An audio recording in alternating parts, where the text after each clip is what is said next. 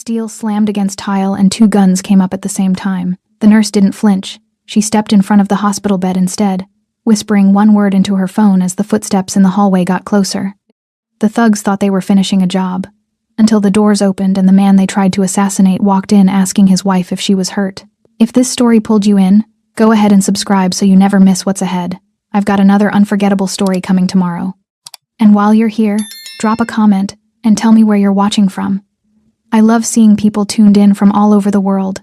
Okay, let's get back into it. The sound of steel hitting tile cut through the ER like a blade. Instruments scattered. Blood pressure cuffs swung on their hooks. A nurse gasped. Another grabbed the edge of the counter. Overhead, the lights hummed their fluorescent indifference. And in the bed behind the IV stand, Mateo's monitor spiked once, then flattened into a fragile, stubborn rhythm. Stephanie Brito didn't move. Not when Ray raised the gun. Not when Finn stepped closer. Not when every instinct in that room screamed, "Get down, get back, get out of the way." She felt the ring on her finger smooth, cold, unyielding. The same ring Zeraldo had slipped on 3 years ago in a private ceremony, with no cameras, no witnesses, no trail. And somewhere in the corridor beyond the ER doors, footsteps echoed. Slow, controlled, coming closer.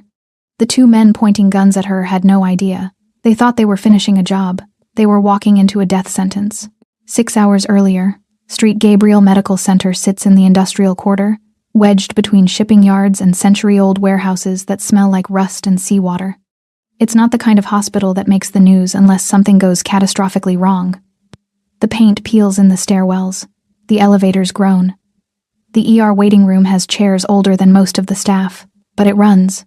And Stephanie Brito had been keeping it running one shift, one crisis, one saved life at a time, for longer than most people lasted in a place like this. She started her mornings the same way every time. 4th floor, break room, window facing east. Espresso from the Italian cafe, 2 blocks over the good stuff, dense and bitter and perfect. She'd watch the cranes pivot over the docks, the ships inching toward harbor, the sun crawling up from the waterline and setting the city on fire. 15 minutes of peace. Then scrubs, badge, shift. No one asked about her life outside these walls. No one knew the man she'd married. And no one ever followed her home. At 6:47 a.m., Stephanie clipped her badge to her scrub pocket and headed downstairs. The ER smelled like every ER she'd ever worked in. Antiseptic, coffee, fear. The night shift was wrapping up tired faces, stained scrubs, the particular exhaustion that comes from holding people together when they're falling apart. Quiet night? Stephanie asked Dr. Patel as he scribbled notes at the nurse's station. 3 overdoses, 1 MVA, guy with a fishing hook in his hand. He didn't look up. Your problem now. She smiled. Thanks. Oh, and we've got a GSW coming in. No name. Private transport. Should be here in 10. Stephanie's hand stilled on her coffee cup. GSW? Gunshot wound. Side entry. Stable but needs surgery. Patel finally looked up. You okay? Fine. She set the cup down carefully. I'll prep trauma too. The gurney came through the ambulance bay doors at 7:03 a.m. No sirens. No paramedics. Just 2 men in black jackets wheeling a patient covered in blankets. His face pale, his breathing shallow. Stephanie recognized the wound pattern before she saw his face. Entry wound, lower right side, through and through, professional. And she recognized something else, the way the men moved, the way they didn't make eye contact, the way they left before anyone could ask questions. Mateo's eyes found hers as they transferred him to the bed. He didn't say anything. He didn't have to. She knew exactly who had sent him here. Now. Ray's gun hadn't wavered in 30 seconds. Step aside, he said again. Stephanie stood in her blue scrubs, hair pulled back, no makeup, no jewelry except the ring she never took off. Behind her, Mateo lay motionless on the hospital bed, IV dripping antibiotics, chest rising and falling in shallow rhythms. The surgical tray she'd been organizing lay scattered across the floor, forceps, gauze, a scalpel glinting under the fluorescent lights. 4 other medical staff stood frozen behind cabinets and counters. Dr. Patel, 2 nurses, an intern who'd started last month, all of them staring, all of them silent. I said move. Ray's voice was steady, practiced. He wore a black hoodie, face partially obscured, but his eyes were visible, cold, certain. Finn stood to his left, gun raised but hands less steady. Younger, newer to this. Stephanie looked at Ray without blinking. No. The word landed like a stone in still water. Ray's jaw tightened. You don't know who you're protecting. Oh. Stephanie's voice was calm, almost gentle. I do. Finn glanced at Ray, confused. Ray stepped closer. Then you know what happens if you don't move.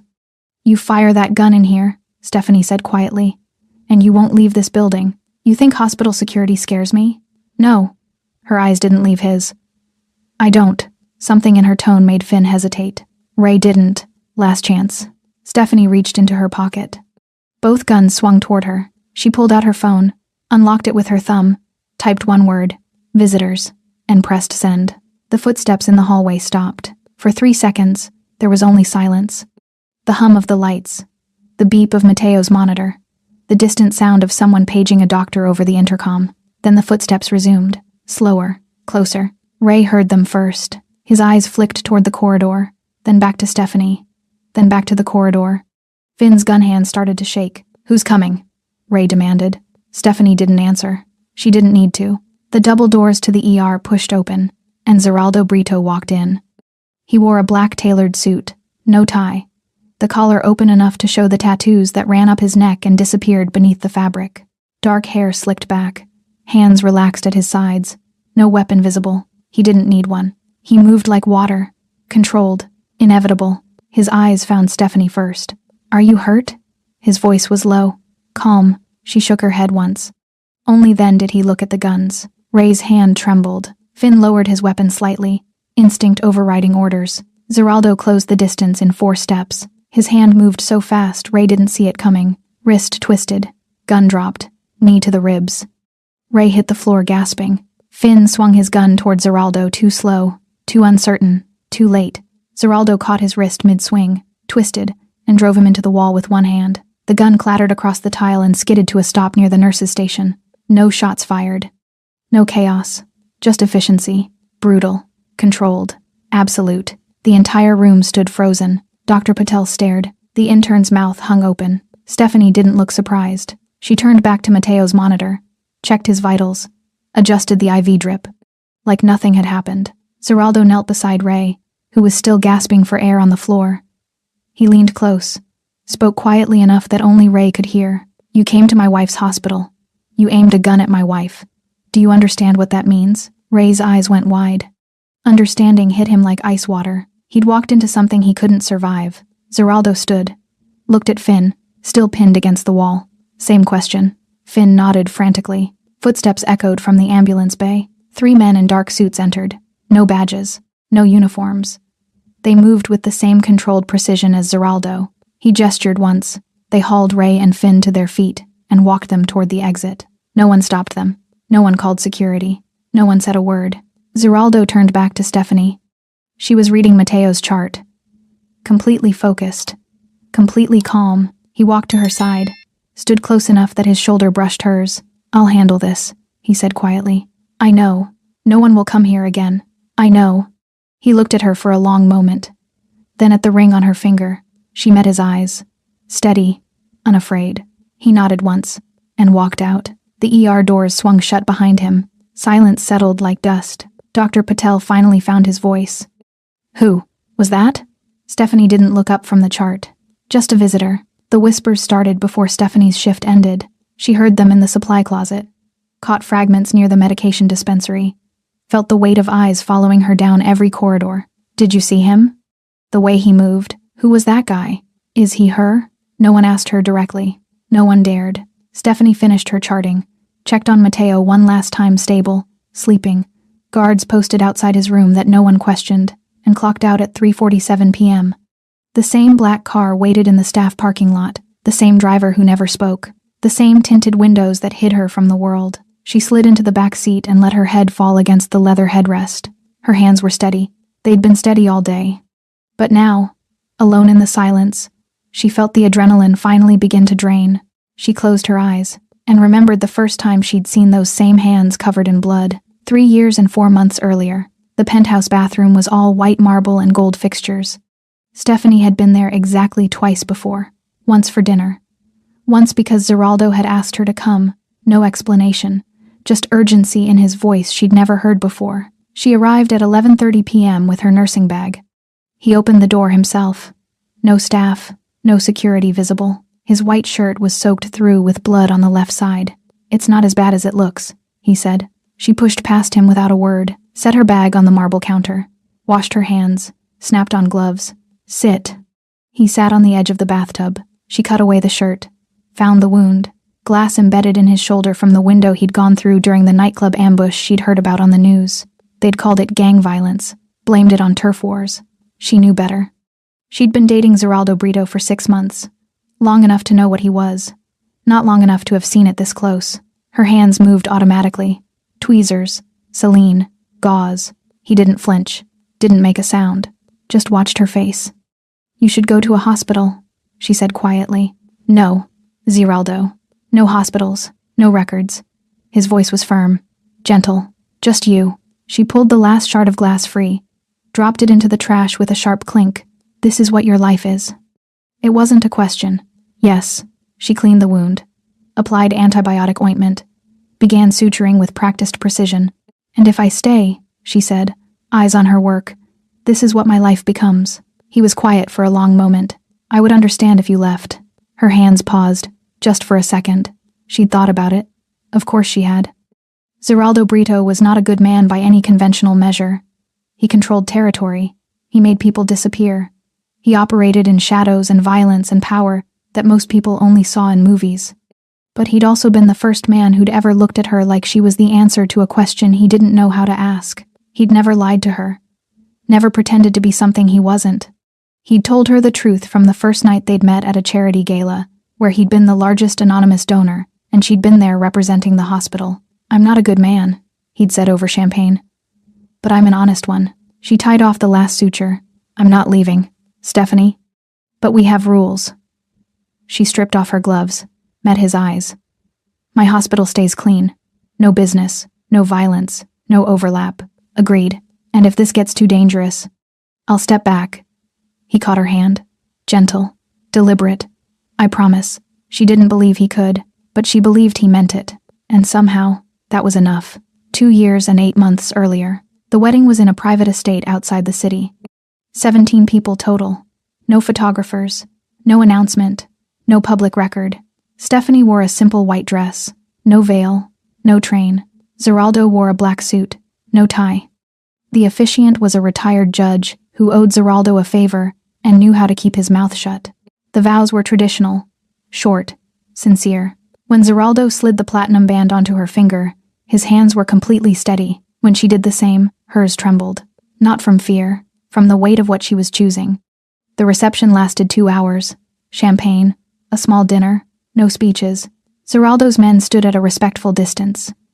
Present but not intrusive. At 9 p.m., he pulled her aside onto a balcony overlooking the gardens. The city lights glittered in the distance.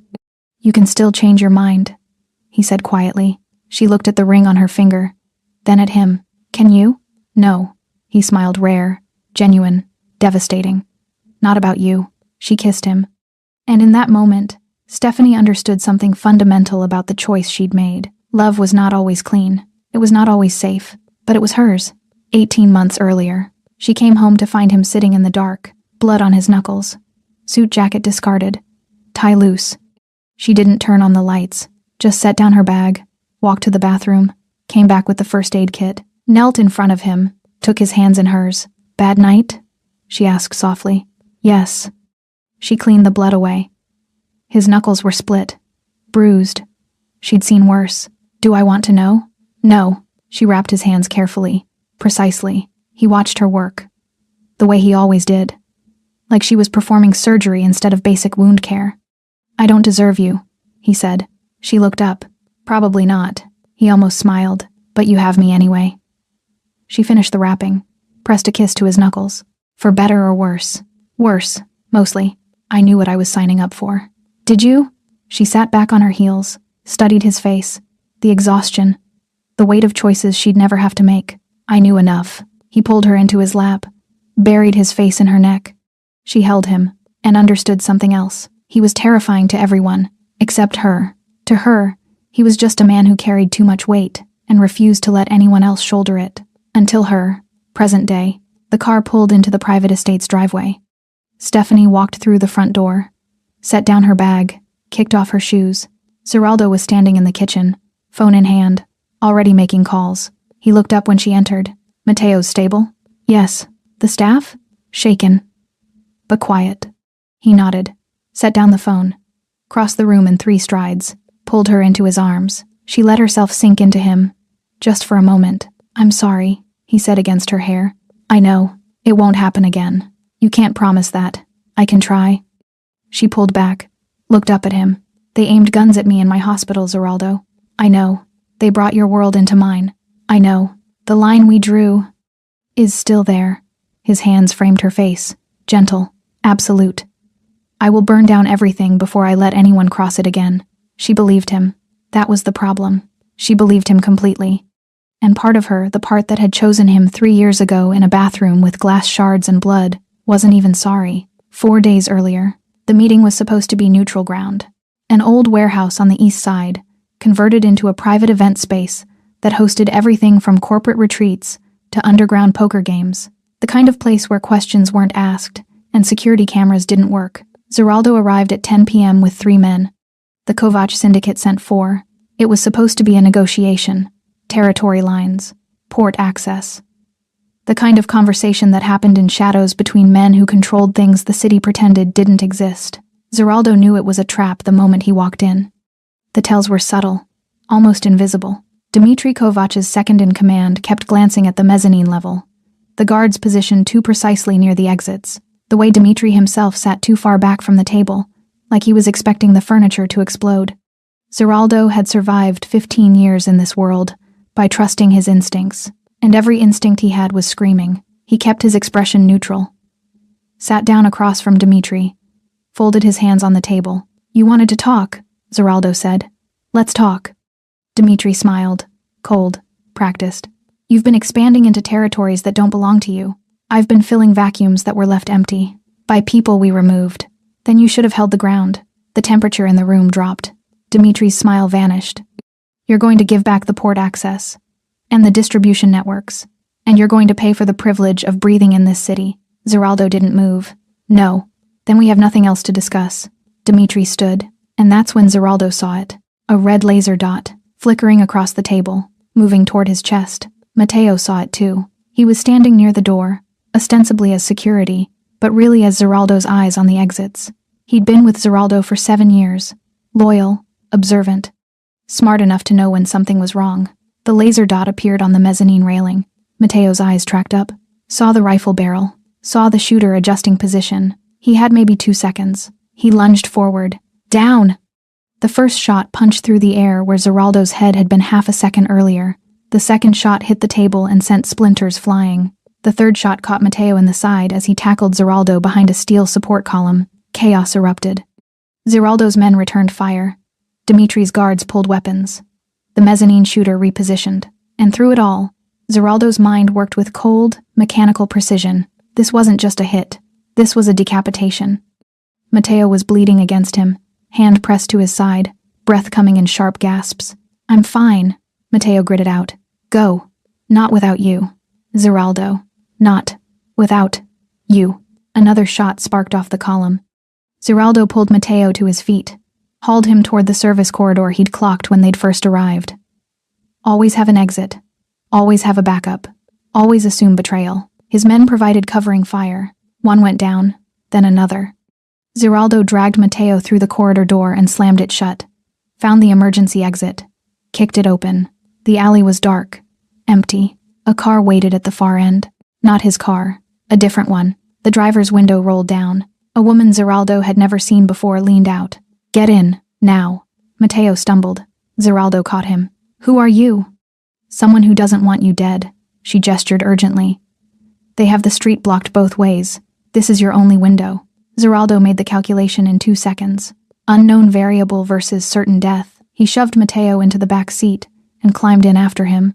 The car was moving before the door even closed. The driver navigated side streets with practiced precision. No GPS, no hesitation. She knew exactly where she was going. Zeraldo kept pressure on Mateo's wound. The blood was soaking through his shirt. Too much, too fast. Hospital, Zeraldo said. They'll be watching hospitals. He's bleeding out. I know a place. The woman's eyes met his in the rearview mirror. Private clinic. No questions. No. Zeraldo's voice was absolute. Street Gabriel Medical Center. That's suicide. Street Gabriel, East Entrance. 10 minutes. Something in his tone made her stop arguing. She changed course. Mateo's breathing was getting shallow. Stay with me, Zeraldo said quietly. Shouldn't have. Pushed you. You saved my life. That's the job. No. Zeraldo's hand pressed harder on the wound. That was loyalty. And I don't forget loyalty. Mateo tried to smile. Failed. Your wife. Gonna kill me. For bleeding. In her hospital. She'll save you first. Kill you later. This time Mateo did smile. Then his eyes started to close. Mateo, look at me. His eyes fluttered open. You stay awake. You understand? You stay with me until we get there. Trying. Try harder. They arrived at St. Gabriel at 10:47 p.m. The driver pulled up to the east entrance. Emergency access. Staff only. Zeraldo didn't question how she knew. He pulled Mateo out of the car. The woman helped support his other side. You're sure about this? She asked. Yes. They'll come looking. Let them. She studied his face. Saw something there that made her nod. Good luck. She got back in the car and disappeared into the night. Zeraldo never saw her again. Never learned her name. Never knew why she'd been there. Some mysteries, he decided, weren't worth solving. The ER doors opened. A nurse he didn't recognize looked up, saw the blood, grabbed a gurney. GSW, right side, through and through, Zeraldo said with clinical precision. Name? No name. No records. Private transport. The nurse hesitated. Zeraldo pulled out a roll of cash, set it on the counter. This pays for silence, not just treatment. She looked at the money, then at Mateo, who was barely conscious. She made the choice every nurse makes when faced with impossible decisions. Save the life in front of you. Deal with questions later. Trauma too, she said. Move.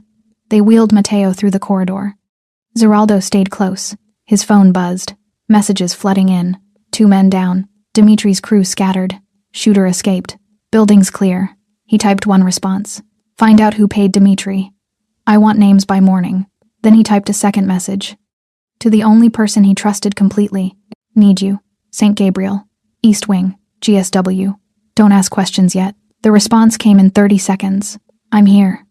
Trauma too? Yes. I'll handle it. Stephanie appeared in the doorway 6 minutes later. She took one look at Mateo, then at Zeraldo. Her expression didn't change. Out, she said to the other nurse. Dr. Patel said, I've got this. Out. The nurse left. Stephanie washed her hands, snapped on gloves, began assessing the wound with practiced efficiency. Through and through. Missed major organs. Lucky. Can you save him? Yes. She didn't look up. Can you tell me who shot him? Not yet. Can you tell me if they'll come here? Zeraldo was quiet. She finally looked at him, saw the answer in his eyes. Zeraldo. I'll have men outside. Discreet. No one will know he's here. You promised. I know what I promised. His voice was raw. Honest. And I'm breaking it. Because he saved my life. And I won't let him die for it. Stephanie looked at Mateo. At the wound. At the blood. At the choice in front of her. The line they'd drawn. And the man she'd married. She made her decision. Fine. But this never happens again. It won't. You can't know that. I can try. She returned to work. Prepping for surgery. Moving with the calm precision that had first made him fall in love with her. Zeraldo watched her save another life. And wondered how long before his world destroyed hers completely. He didn't know the answer. But 4 days later, when 2 men with guns walked into her hospital, he would find out exactly what happened when someone crossed the only line he'd ever actually cared about. Day 1 after the attempt, Stephanie performed the surgery at 2:17 a.m. with Dr. Patel assisting. No one asked questions. Not about the patient's name listed as John Doe in the system. Not about the cash that appeared in the hospital's discretionary fund the next morning. Not about the 2 men in expensive suits who took up position in the hallway outside Trauma 2 and didn't leave. Street Gabriel Medical Center had been serving the industrial quarter for 43 years. It had learned, long ago, that some questions were better left unasked. Stephanie extracted the bullet fragments, repaired the damaged tissue, closed the wound in neat, precise sutures that would heal clean. Mateo survived, and when she finally stripped off her gloves at 4:38 a.m., Zeraldo was still waiting. He stood when she emerged from the OR. He'll live, she said quietly. The relief in his eyes was immediate. Raw. Thank you. Don't thank me. She pulled off her surgical cap. Her hair fell loose around her shoulders. This can't happen again, Zeraldo. I know. I mean it. You brought this here, to my hospital. I had no choice. There's always a choice. Her voice was firm, not angry, just absolutely certain. And you chose to cross the line we drew. He didn't argue, couldn't argue. She was right. What do you need from me?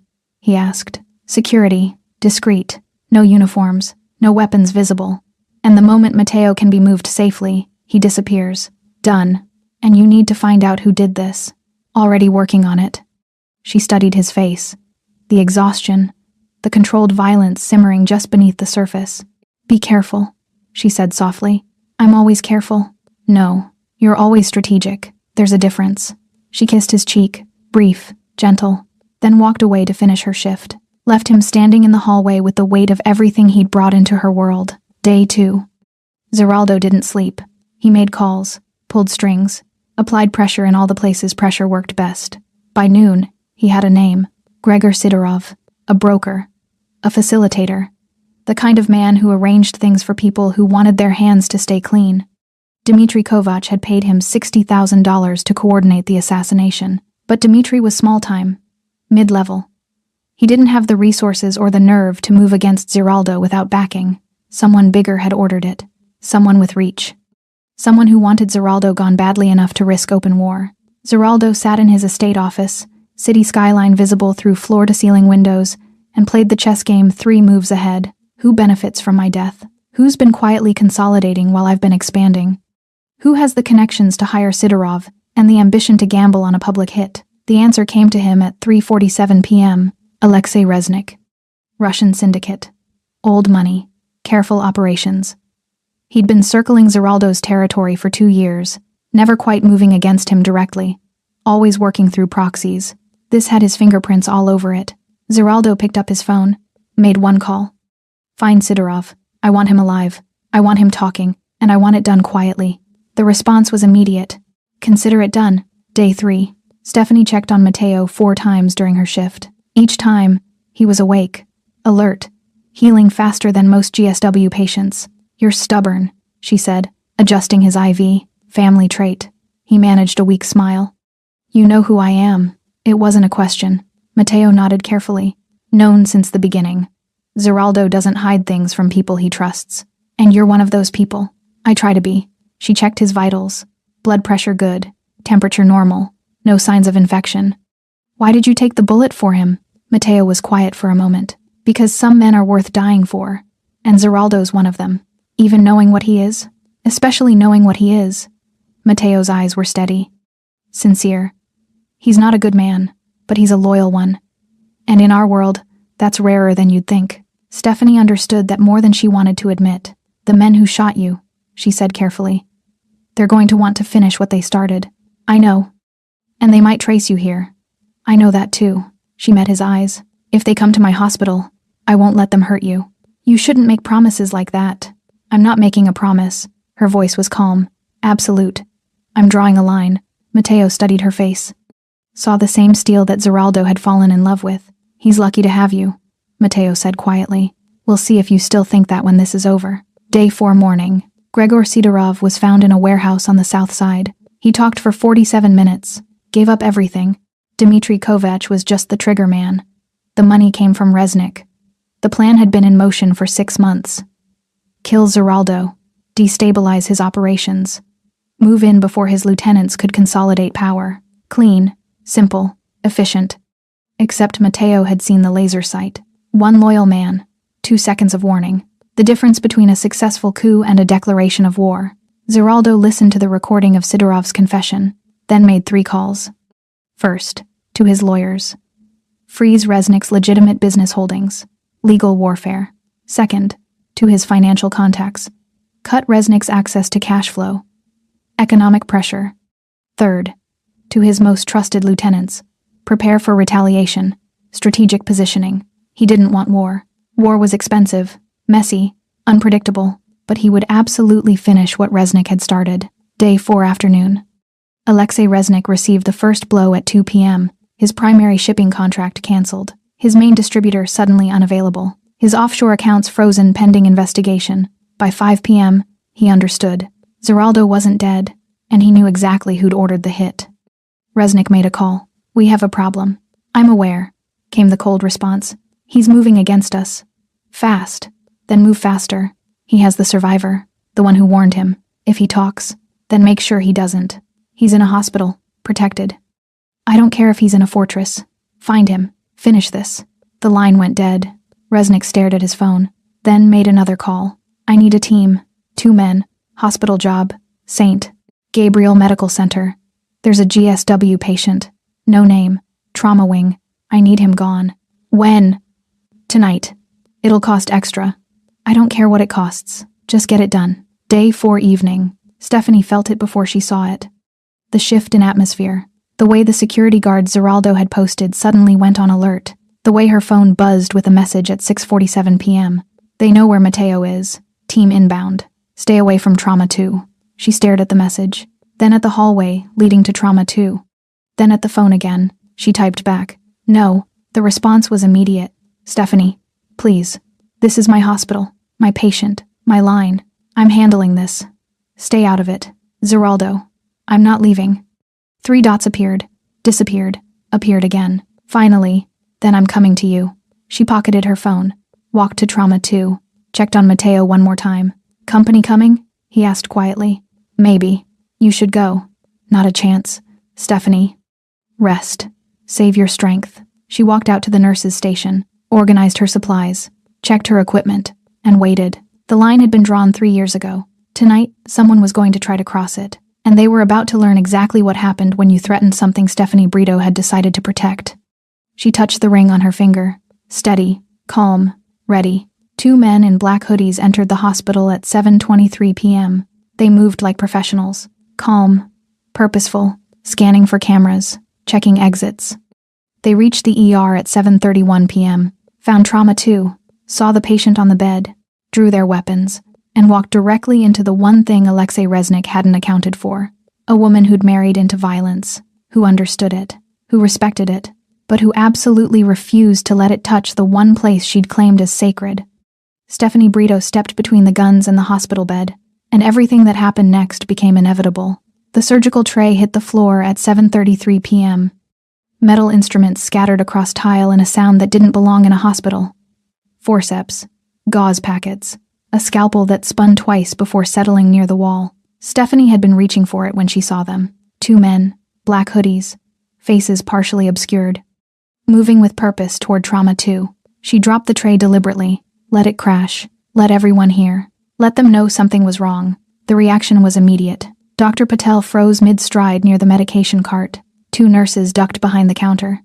An intern pressed himself against the wall, and Stephanie Brito stepped directly into the doorway of Trauma 2, blocking the entrance with her body. Ray saw her first. He was older, mid-30s, hard eyes, practiced movements. His gun came up smooth, professional, aimed past her shoulder at Mateo, who lay on the hospital bed, IV dripping, chest rising and falling in shallow breaths. Finn stood to his left. Younger, maybe 25. His weapon wasn't quite as steady. "Step aside," Ray said. His voice was calm, matter of fact, like he was asking her to move out of the way in a grocery store aisle. Stephanie didn't move. Behind her, she heard Mateo's monitor beep. Steady, stable. She felt the weight of her phone in her pocket. The message already sent. Visitors. 1 word. That's all it had taken. "Step aside," Ray repeated. Stephanie looked at him directly. "No." The word landed in the ER like a stone. Dr. Patel's eyes went wide. The nurses behind the counter exchanged glances. The intern looked like he might pass out. Finn shifted his weight. Uncertain. Ray's expression didn't change. "You don't want to do this," he said. "You're right." Stephanie's voice was steady, calm, almost conversational. "I don't want to do this, but here we are. We're not here for you. You're in my hospital, pointing guns at my patient. You're absolutely here for me." Ray took a step closer. Stephanie held her ground. Behind her, she heard Mateo try to sit up, heard the rustle of sheets and the catch in his breathing. "Stay down," she said without turning around. "Stephanie." Mateo's voice was weak, strained. "I said stay down." Ray's jaw tightened. "Last chance. Move or this gets ugly." "It's already ugly." Stephanie's eyes never left his. "You brought guns into a hospital. You threatened a patient under my care. The only question now is how this ends. It ends with him dead. No. Her voice dropped. Absolute. Final. It doesn't. Finn spoke for the first time. Ray, maybe we should... Shut up. But Stephanie saw it. The hesitation in Finn's eyes. The way his gun hand trembled just slightly. He didn't want to be here. He was following orders. Not conviction. That was exploitable. You don't have to do this, Stephanie said, looking at Finn now. Whatever they're paying you, it's not worth it. Don't talk to him, Ray snapped. Why not? Because he might listen? Because he knows what happens if we walk out of here empty-handed. And what happens if you don't walk out at all? Ray's eyes narrowed. You think hospital security scares me?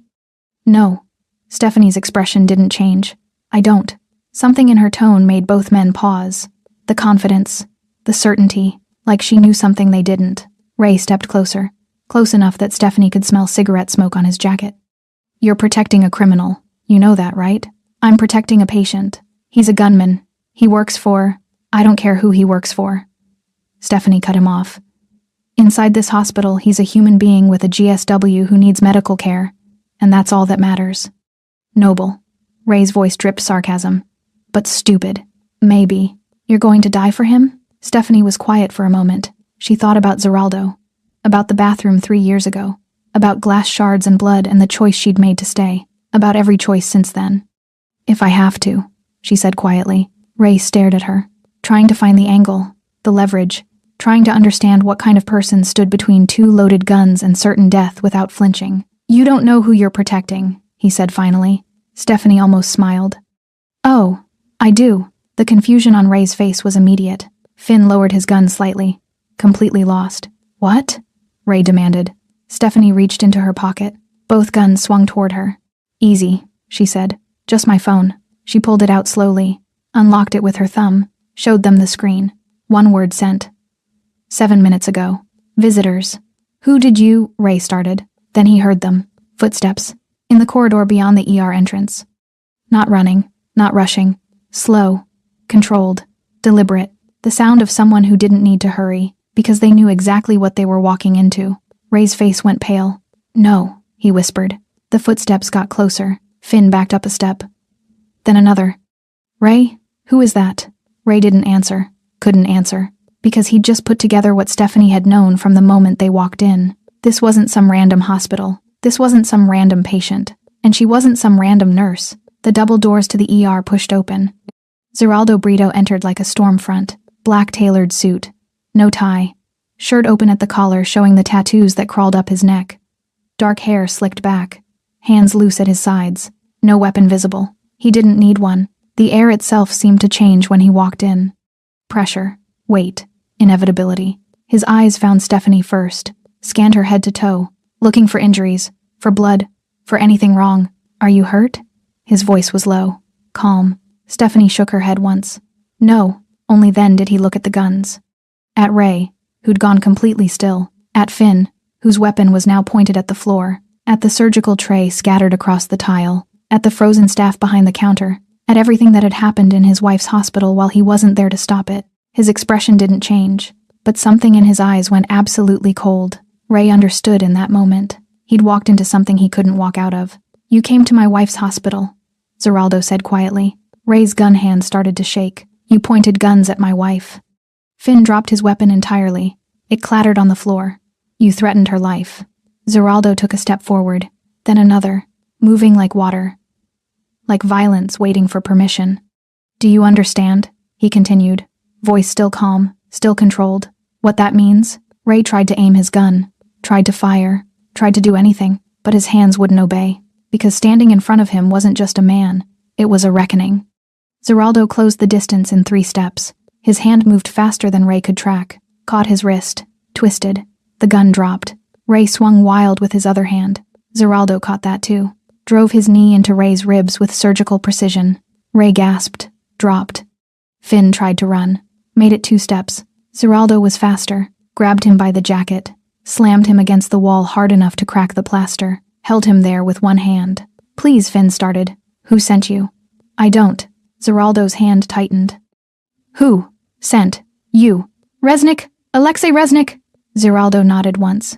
Released him. Finn collapsed to the floor next to Ray. Both men lay there, breathing hard, bleeding slightly, alive, but only because Zeraldo wanted them that way. The ER was completely silent. Dr. Patel stared in shock. The nurses hadn't moved. The intern looked like he'd forgotten how to breathe. Stephanie walked calmly to Mateo's bedside, checked his monitor, adjusted his IV, like nothing had happened. "Pressure's stable," she said quietly. Mateo managed a weak smile. "You're terrifying, you know that?" "I've been told." Footsteps echoed from the ambulance bay. 3 men in dark suits entered, moving with the same controlled precision as Zeraldo. He gestured once. They hauled Ray and Finn to their feet, walked them toward the exit. No one stopped them. No one said a word. Zeraldo turned to Stephanie. She was still focused on Mateo's chart. He walked to her, stood close. "I'll handle this," he said quietly. "I know. No one will come here again. You can't promise that." "Yes, I can." She looked up at him, saw the absolute certainty in his eyes. "And the cost of that certainty." "Go," she said softly. "Do what you need to do." He touched her face, brief, gentle, then walked out of the ER. The doors swung shut behind him. Silence settled like ash. Dr. Patel finally found his voice. "Who was that?" Stephanie returned to her charting. "Just a visitor." The black SUV pulled away from St. Gabriel Medical Center at 7:52 p.m. Ray and Finn sat in the back seat, hands zip-tied behind them, flanked by 2 of Zeraldo's men who hadn't spoken a single word. Zeraldo sat in the passenger seat, silent, still, the kind of quiet that preceded violence. The driver navigated through the industrial quarter, past shuttered warehouses and empty lots, toward the part of the city where streetlights stopped working and no one called the police. Ray tried once to speak. "Listen, we were just..." The man beside him drove an elbow into his ribs. Ray gasped. "Shut up." Finn was crying silently, tears streaming down his face. He was 24 years old, 3 months into working for Resnick's crew. This was supposed to be easy money, simple jobs, no real danger. He'd been lied to. Zeraldo's phone buzzed. He answered without checking the ID. "Talk." "Estate is secure. Room's ready." The voice on the other end was calm, professional. "Good. 20 minutes." He ended the call, looked at Ray in the rearview mirror. "You made a mistake tonight." Ray said nothing. "You walked into my wife's hospital. You pointed a gun at my wife.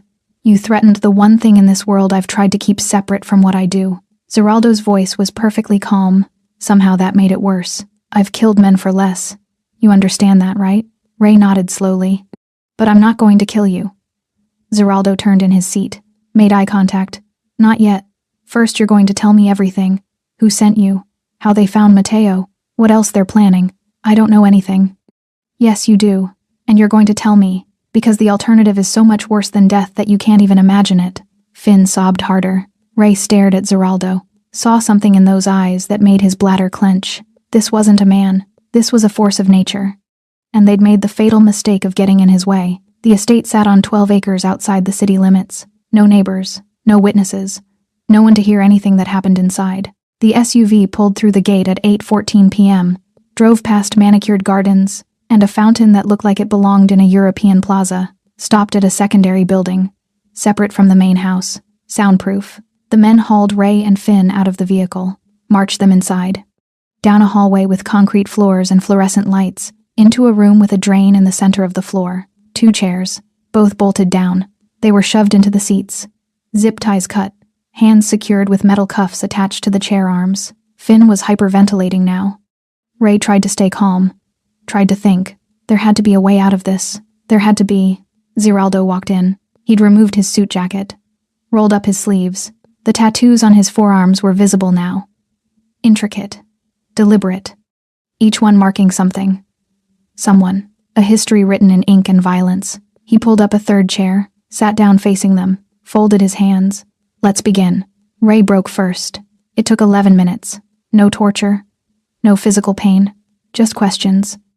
And the growing certainty that lying would make things exponentially worse. "Resnick sent us," Ray said finally. "Alexei Resnick." "I know that. Tell me something I don't know." "He's been planning this for months. The hit on you, taking your territory. He's got backing, financial, political." "From who?" "I don't know. I swear I don't know. That's above my level." Zeraldo studied his face. Believed him. "How did you find Mateo?" "Tracker. We got a signal from the warehouse where the hit went down. Followed it to the hospital." "What tracker?" "In his phone. We didn't know it was there until after he ran." Zeraldo's jaw tightened. Someone on his side had planted a tracker. Someone close enough to access Mateo's phone. Internal betrayal. That complicated things. Who else knows Mateo's at Street Gabriel? Just us. And Resnick. You reported in? Before we went in, yeah. What did you tell him? That we found the target. We were going in to finish it. Did you tell him the hospital name? Ray hesitated. Zeraldo leaned forward. Did you tell him? Yes. Zeraldo stood, walked to the corner of the room, pulled out his phone, made a call. Pull Mateo out of Straight Gabriel. Now. They know where he is. A pause. I don't care if he's stable. Move him. Private location. No records. Another pause. And double security on Stephanie. If anyone even looks at her wrong, I want to know about it. He ended the call, turned back to Ray and Finn. What else? Finn told them about the financial operation. How Resnick had been systematically undermining Zeraldo's legitimate businesses, shell companies, frozen assets, legal challenges designed to bleed resources. The assassination was supposed to be the final blow. Remove Zeraldo. Chaos follows. Resnick sweeps in and consolidates everything. Clean. Efficient. Except it hadn't worked. He's going to try again, Finn said through tears. He has to. He's already committed. If he backs down now, he looks weak. And in this world, weakness is death, Zeraldo finished.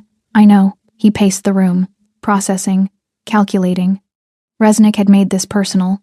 Not just business, not just territory. He'd sent men to Stephanie's hospital. He'd crossed the one line Zeraldo had made absolutely clear. That changed everything.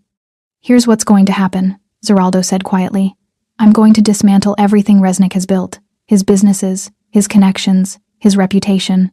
And then, when he has nothing left, when everyone he trusted has abandoned him, I'm going to give him a choice. Ray stared at him. What choice? Disappear, or die.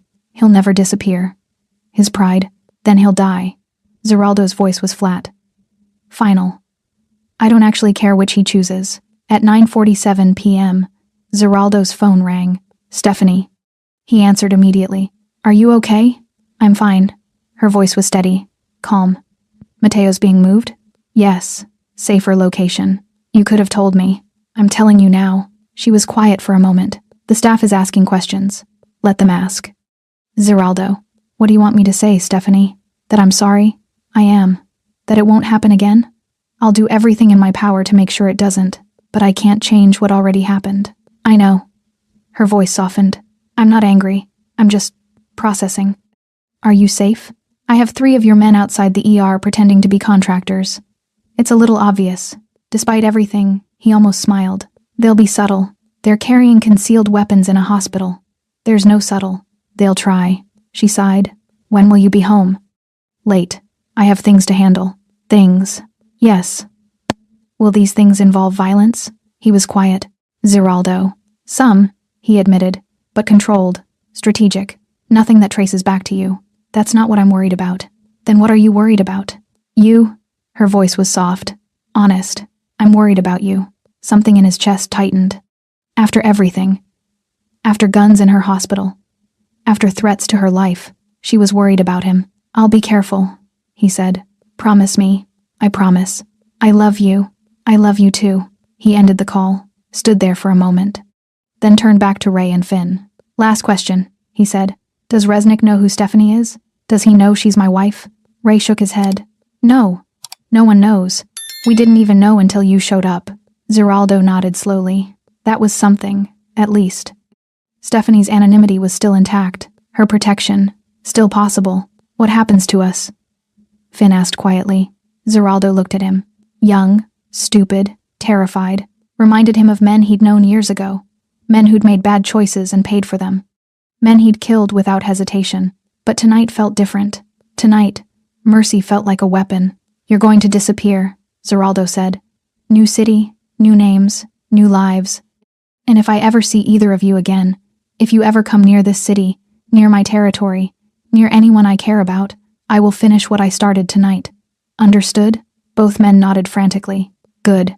Zeraldo gestured to his men. Get them out of here. At 11:23 p.m., Zeraldo finally headed home. The estate was quiet. Dark except for a single light in the bedroom window. Stephanie was waiting.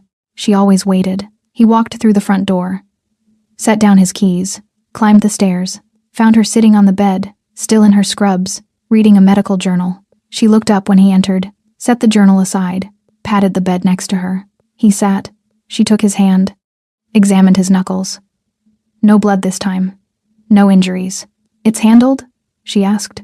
For now. For now. Resnick's still out there. But he knows I'm coming. And then what? Zeraldo was quiet. Then it ends, he said finally. One way or another.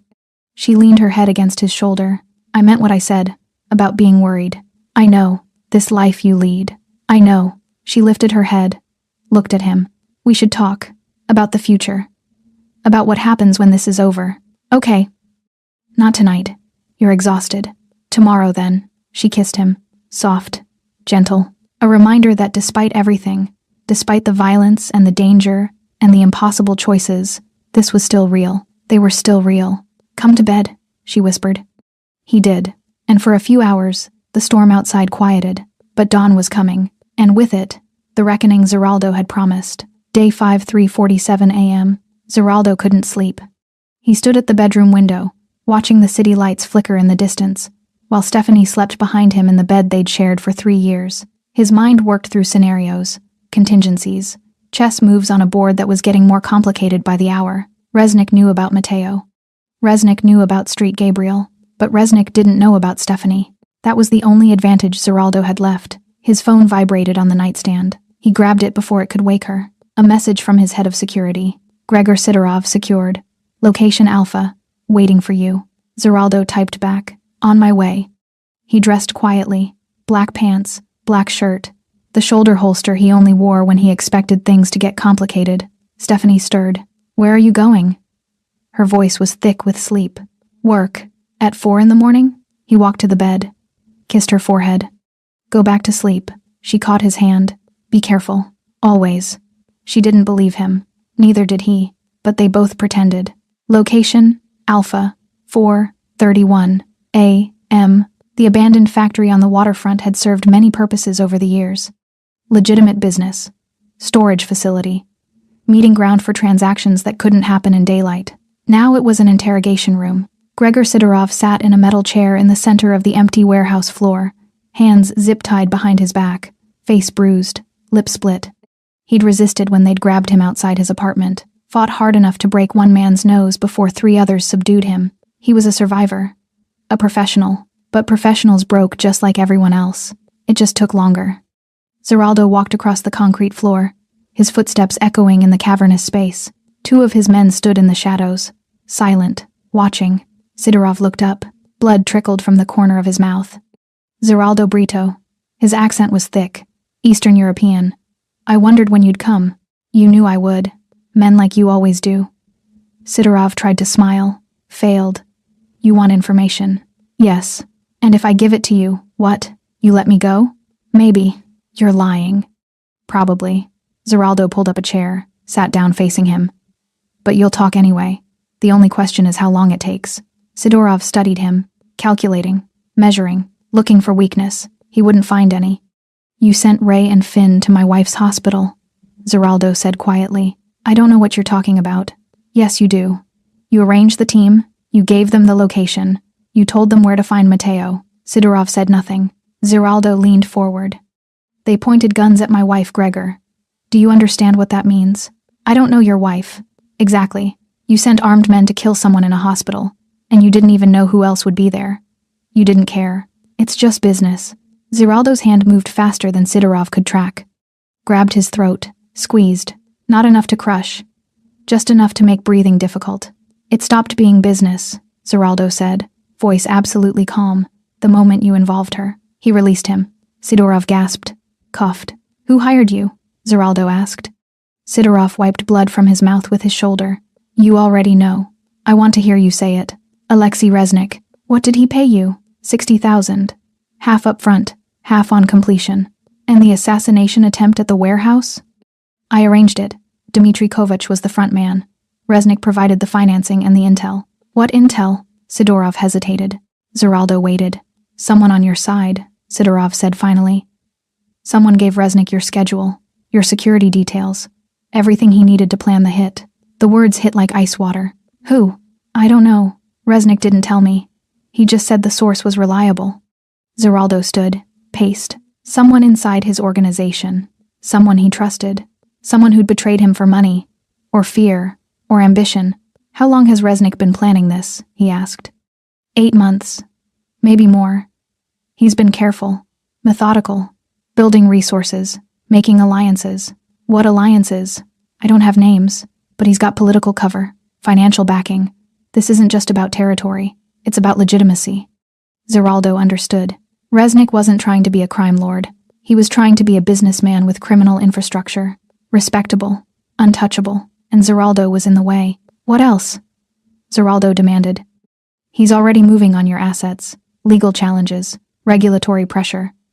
He's got lawyers and accountants doing what the assassins couldn't. And if I'm removed? Your operations collapse. Your lieutenants fight for scraps. Resnick sweeps in and consolidates. Clean. Legal. No mess. Zeraldo nodded slowly.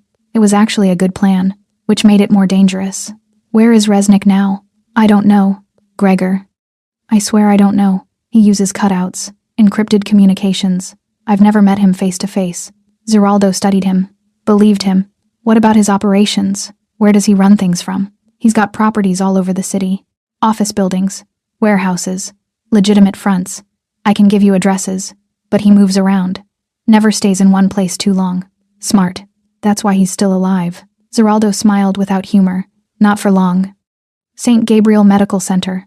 6:15 a.m. Stephanie started her shift the same way she always did. 4th floor break room. Window facing east. Espresso from the Italian cafe. But today felt different. The staff watched her differently. Whispered when she passed. Dr. Patel approached her at the nurse's station. We need to talk, he said quietly. About what happened yesterday. Stephanie didn't look up from her chart. A patient was threatened. Security responded. It's handled. That wasn't security, Stephanie. Wasn't it? You know it wasn't. Patel lowered his voice. Who was that man? A visitor. Don't insult my intelligence. She finally looked at him. What do you want me to say, David? The truth would be nice. The truth is that I'm a nurse. I take care of patients. And yesterday, someone tried to hurt a patient under my care. Someone stopped them. That's all you need to know. Is it? She held his gaze. Steady. Unflinching. Patel shook his head. Be careful, Stephanie. Whatever you're involved in. I'm involved in saving lives. Same as you. It didn't look that way yesterday. Then maybe you weren't looking closely enough. She walked away, left him standing at the nurse's station with more questions than answers. Location, Alpha, 7, 2, A, M. Sidorov had given them everything. Addresses. Financial accounts. Communication protocols. A roadmap to Resnick's entire operation. Zeraldo stood in the corner of the warehouse, phone to his ear, coordinating with his team. I want legal pressure on every property he owns. Environmental violations, zoning issues, tax audits. Make it expensive to operate. Done. And freeze his offshore accounts. Use the shell company we set up in Panama. Route it through the Cayman contacts. Understood. What about the political connections? We're identifying them now. Should have names by tonight. Good. When you do, apply pressure. Quietly. No public scandals. Just make them nervous enough to distance themselves. Consider it done. Zeraldo ended the call, looked at Sidorov, who was watching him with a mix of fear and grudging respect. You're going to destroy him, Sidorov said. Yes. He'll fight back. Let him. This could get messy. It already is messy. Zeraldo walked closer. He sent men to my wife's hospital. There's no coming back from that. Sidorov nodded slowly, understanding. What happens to me? He asked. Zeraldo considered. Sidorov was a facilitator, a middleman, useful for information but ultimately expendable. In the old days, Zeraldo would have eliminated him without hesitation. No witnesses, no loose ends. But Stephanie's voice echoed in his mind. Be careful. Not just with his life. With his soul. You disappear, Zeraldo said finally. New city, new identity. And you never speak about this to anyone. Ever. And if I do, I'll know. And I'll find you. And what happened to you tonight will feel like mercy. Sidorov swallowed hard. Understood. Zeraldo gestured to his men. Get him out of here. They cut the zip ties, hauled Sidorov to his feet, walked him to a waiting van. Zeraldo watched them leave, then pulled out his phone, called his financial team. Start the cascade. I want Resnick's assets frozen by noon. His businesses audited by end of day. and his connections scrambling by nightfall. That's aggressive. It's war. And he started it. Private Estate 8:34 a.m. Zeraldo returned home to find Stephanie in the kitchen, still in her scrubs, coffee in hand. "You're home early," he said. "Double shift got cancelled. Budget cuts." She looked at him. "You look exhausted. Long night. Did you find what you needed?" "Yes." She walked to him, touched his face. "What happens now?" "I take everything Resnick has, piece by piece, until there's nothing left. And then? Then he makes a choice. Disappear or die." She was quiet for a long moment. "This is who you are." It wasn't a question. "Yes, and I married you knowing that." "Yes." She kissed him, soft, deliberate. "Then finish it," she whispered. "But come back to me, always." She stepped back. "I'm going to shower. Then sleep. Wake me if the world ends." "I will." She walked upstairs, left him standing in the kitchen with the weight of what came next. Zeraldo pulled out his phone, made one final call. "It's time. Execute the plan. Everything we discussed. I want Resnick crippled by end of business today." "Understood." He ended the call. Looked out the window at the city waking up. Somewhere out there, Alexei Resnick was about to learn what happened when you threatened the wrong man's wife. The storm was coming, and Zeraldo Brito was bringing it. 11:47 a.m. The first domino fell at exactly noon. Resnick's primary shipping contract, valued at $4.2 million annually, was terminated with immediate effect.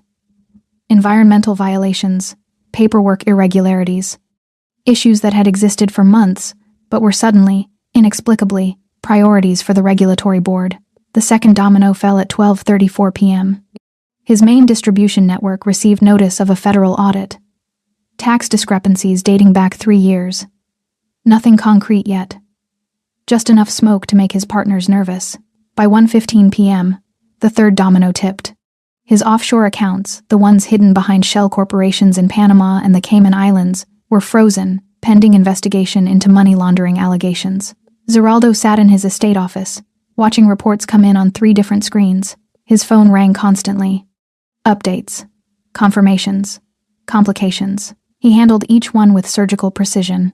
"The warehouse on 5th Street?" he asked. "Condemned. Structural violations." "The restaurant chain?" "Health department shut down 2 locations. More coming." "Political connections?" Senator Mitchell's office returned Resnick's donation. Said they're re-evaluating their donor relationships. Zeraldo allowed himself a small smile. Fear was contagious in political circles. Once one connection broke, others followed. Self-preservation always won. 2:43 p.m. Alexei Resnick stood in his penthouse office, phone pressed to his ear, listening to his lawyer explain why 12 of his businesses were suddenly under investigation. "This isn't coincidence," Resnick said coldly. "No, it's not. Can you stop it?" "Some of it. Maybe. But whoever's orchestrating this has serious resources, political connections, financial leverage we can't match." Resnick ended the call, threw the phone across the room. It shattered against the wall. His second in command, Mikhail, stood near the door. "Brito," Mikhail said quietly. "Obviously. He's moving faster than we anticipated.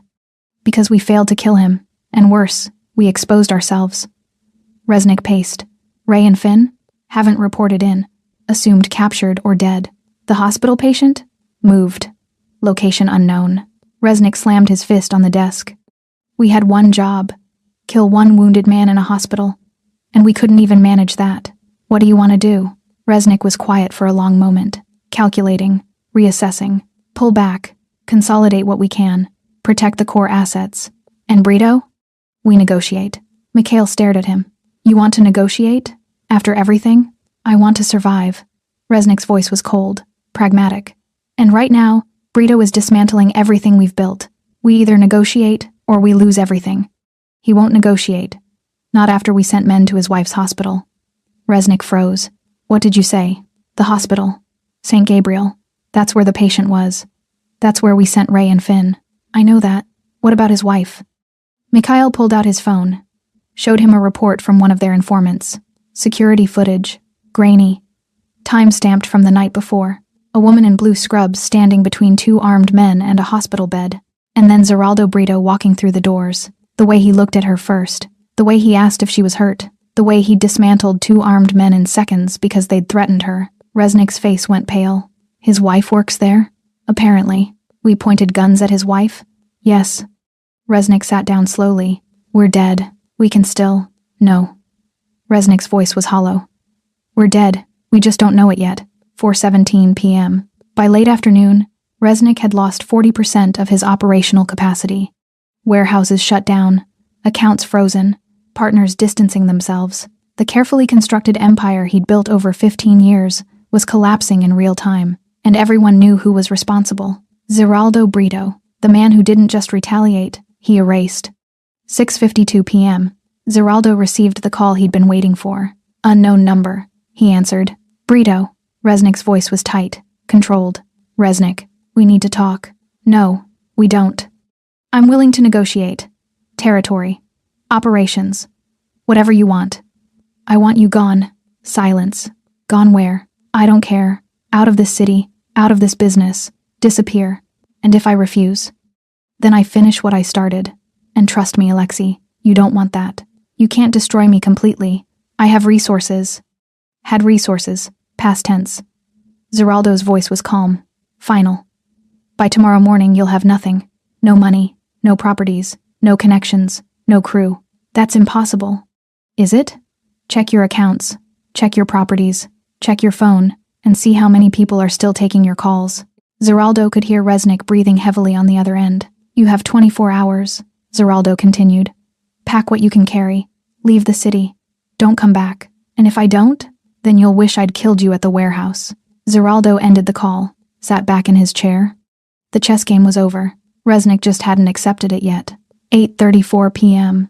Stephanie came home to find Zeraldo on the balcony, watching the city. Silent, she walked out to join him. Is it done? She asked. Almost. What happens tomorrow? Resnick disappears. Or he doesn't. Either way, it ends. She took his hand. And after that? He looked at her. Really looked at her. The woman who'd stood between guns and a patient because it was the right thing to do. The woman who'd married him knowing exactly what he was. The woman who deserved better than a life spent waiting for violence to find them. After that, he said quietly, we talk about the future. Okay, a real future. Not this. She squeezed his hand. I'd like that. They stood together as the sun set over the city. Tomorrow would bring resolution, one way or another. But tonight, they had this, each other. And for the first time in days, that felt like enough. Day 6, 7:23 a.m. Alexei Resnick didn't disappear. He made one final mistake. Pride. Instead of running, he tried to consolidate, called in favors, reached out to connections who'd already abandoned him. By 9 a.m., Zeraldo knew. By 10 a.m., his team had located Resnick's position. By 11 a.m., it was over. Stephanie was in surgery when Zeraldo's message came through. It's done. Coming home. She didn't ask for details, didn't need them. She finished the procedure, closed the incision, handed off to recovery, went home. 2:47 p.m. Zeraldo was sitting in the living room when she arrived. Still in the same clothes from this morning. Tired, but calm. She sat down next to him. Tell me, she said quietly. Resnick's gone. Out of the city. Out of the business. He won't be back. You didn't kill him. No. Why not? He was quiet for a moment. Because you asked me to be careful. And I'm trying. She leaned her head against his shoulder. Thank you. They sat in silence for several minutes. Then Stephanie spoke. We need to talk about what happens next. I know. This can't keep happening, Zeraldo. People coming after you. Coming after people close to you. Coming after me. I know. She sat up, looked at him directly. I want children someday. A family. But not like this. Not with armed men showing up at hospitals. Not with violence always one phone call away. I understand. Do you? Because I need to know if you can actually step back. Not just say it. Actually do it. Zeraldo took her hands. 3 years ago, you asked me if I could walk away if things got too dangerous. I said I'd try. I meant it then. I mean it now. Trying isn't enough anymore. I know. He held her gaze. So I'm not going to try. I'm going to do it. What does that mean? It means I start reducing operations, legitimizing what I can, selling off what I can't. It'll take time, maybe a year, maybe 2, but I'll do it. Why? Because the alternative is losing you, and that's not acceptable. Her eyes filled with tears. You'd give up everything you've built? Not everything, just the parts that put you in danger. Zeraldo. I mean it, Stephanie. What happened at your hospital? seeing those guns pointed at you. His voice cracked slightly. I can't live with that. I won't. She kissed him, deep, desperate, grateful. We'll do it together, she whispered. Figure out what comes next. Build something different. Together, he agreed. They held each other as afternoon light filtered through the windows. The violence wasn't over. It never truly was in their world, but the trajectory had changed. And for the first time, the future felt like something worth planning for. 5:15 p.m. Stephanie's phone rang. Street Gabriel Medical Center. This is Stephanie. We need you back. Multi-vehicle accident. All hands. She looked at Zeraldo. He nodded. I'll be there in 20 minutes. She grabbed her bag, kissed him goodbye. I'll be home late. I'll wait. She smiled. I know. 11:52 p.m. Stephanie came home exhausted. 3 critical patients, 2 surgeries, 1 loss. Zeraldo was still awake, had dinner waiting, wine poured. How was it? He asked. Hard. But we saved 2 of 3. That's something. They ate in comfortable silence. Then Zeraldo spoke. I met with my lawyers today. Started the process. What process? Transitioning operations. Selling assets. Going legitimate. Stephanie set down her fork. You're serious? Yes. How long? 18 months. Maybe less if things move smoothly. And after that? After that, I'm just a businessman with a complicated past. And you're just a nurse with a complicated husband. She laughed. Actually laughed. Just. He confirmed. She stood. Walked around the table. Sat in his lap. I love you, she said. I love you too. Even when this gets hard? Especially then. She rested her forehead against his. And for the first time in 6 days, she felt like they might actually make it through this. Together. Day 7. Street Gabriel Medical Center looked exactly the same. Same beige brick. Same narrow windows.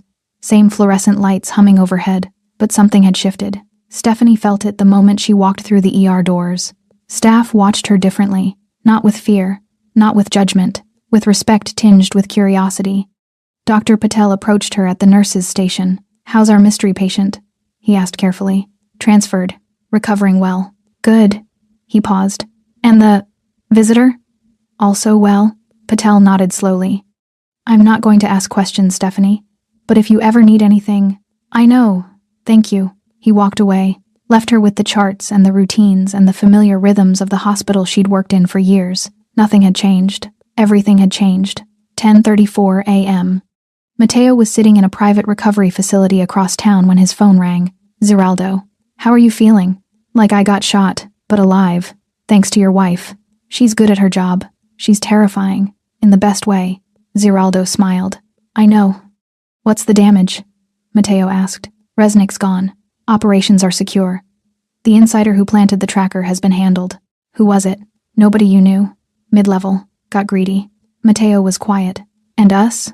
The organization? Changing. Slowly. But changing. Because of her. Because of her. Zeraldo confirmed. Good. You deserve that. So do you. Take time. Heal. When you're ready, we'll talk about what comes next. Understood. Zeraldo ended the call. Looked out the window of his office. The city stretched before him. His city. For now. But soon. Something different. Something quieter. Something that didn't end with guns in hospitals. 3:47 p.m. Stephanie's shift ended at 4. She changed out of her scrubs. Grabbed her bag. Walked through the parking lot to where the black car waited. Same driver. Same tinted windows. But this time, when she slid into the back seat, Zeraldo was there. What are you doing here? She asked, surprised. Picking up my wife from work. Is that allowed? She smiled. It's allowed. The car pulled away from St. Gabriel. Drove through the industrial quarter. Past the warehouses and the docks. Toward the estate that had become her home. How was your day? Zeraldo asked. Normal. Yours? Productive. Started liquidating the warehouse properties. Meeting with accountants tomorrow about the shipping contracts. This is really happening. Yes. She took his hand. I'm proud of you. For what? For choosing this. For choosing us. He lifted her hand. Kissed her knuckles. Easiest choice I ever made. 6:15 p.m. They had dinner on the balcony. Pasta. Wine. Candlelight. Normal. Domestic. Peaceful. I was thinking, Stephanie said, about taking that vacation you promised me 3 years ago. Where do you want to go? Somewhere quiet. No phones. No emergencies. Just us. Italy? Perfect. 2 weeks? Make it 3. He smiled. Done. They talked about the future. About plans. About possibilities. About children someday. A house somewhere quieter. A life that didn't require armed security and encrypted phones. It felt impossible. It felt necessary. It felt real. 11:23 p.m. Stephanie stood at the bedroom window, looking out at the city. Zeraldo came up behind her, wrapped his arms around her waist. What are you thinking about? He asked. About how we got here. About where we're going. Regrets? No. Never. She turned to face him. You? Only that it took me this long to see what matters. And what matters? You. This. Us. She kissed him. Slow. Deep. Certain. Come to bed, she whispered. In a minute. She walked away, left him at the window. Zeraldo looked out at the city one more time. Tomorrow he'd meet with lawyers, start dissolving the empire he'd built, begin the slow process of becoming someone different, someone better. For her. But tonight, he was still Zeraldo Brito, and the woman sleeping in his bed was still Stephanie, the nurse who'd stood between guns and a patient, the wife who'd married into violence and demanded something better, the person who'd changed everything, without even trying. He walked to the bed, slid in beside her. She curled against him automatically. Safe. Loved. Home. And somewhere across the city, in the ER of Street Gabriel Medical Center, the night shift continued. Lives saved. Crises managed. The endless work of healing, where Stephanie Brito would return tomorrow. Still just a nurse. Still exactly who she'd always been. But now, finally, with a future that looked like peace. Thanks for sticking with this story until the very end. You're the reason these stories feel alive. If you're ready for another powerful journey, just tap the next video on your screen. And before you go, leave a quick comment and rate this story from 1 to 10. I'm excited to read your thoughts and connect with you in the comments.